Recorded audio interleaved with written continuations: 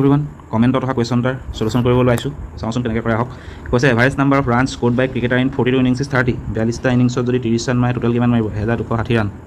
ঠিক আছে কৈছিলে difference between maximum and minimum score in an innings is 100 maximum আৰু মিনিমামটো বিয়োগ কৰিলে কিমান পায় বুলি কৈছে 100 পায় বুলি কৈছে এইটো এটা এক্সট্ৰা ইনফৰ্মেশ্যন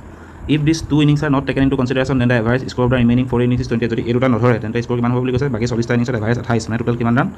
1120 ৰান হ'ব তেতিয়া আমাৰ কিমান ৰান এক্সট্ৰা থাকি গ'ল 1260 ৰান গ'ল 1120 ৰান হ'ল গতিকে 0 4 140 ৰান এক্সট্ৰা থাকি গ'ল 140 ৰানটো কি হ'ব এই মেক্সিমাম আৰু যোগ মিনিমাম যদি কৰি দিওঁ মেক্সিমাম আৰু মিনিমাম যোগ কৰিলে আমি পাই যাম নহয় এই বাকী 140 ৰানটো এতিয়া কেনেকৈ কৰিব এতিয়া যদি আমি এটো যদি মেক্সিমাম ৰান বুলি ধৰি লওঁ তেতিয়াহ'লে a - 100টো মিনিমাম ৰান হ'বনে কাৰণ এইটো যোগফল 100 হয় বুলি কৈছে তেতিয়াহ'লে মেক্সিমামটো যদি এ বুলি ধৰে মিনিমামটো কি হ'ব a - 100 ইকুৱেল টু 140 গতিকে টুৱাইচ এ ইকুৱেল টু 100 ইফালে গ'ল 240 এ মান পালোঁ 120 গতিকে মেক্সিমাম ৰান হ'ল 120 আৰু মিনিমাম মান কিমান হ'ব ইয়াতে 120 কৰি দিম মিনিমাম ৰান হ'ব 20 গতিকে এইটো আছিল আজি কুৱেশ্যনটোৰ এনচাৰ থেংক ইউ অল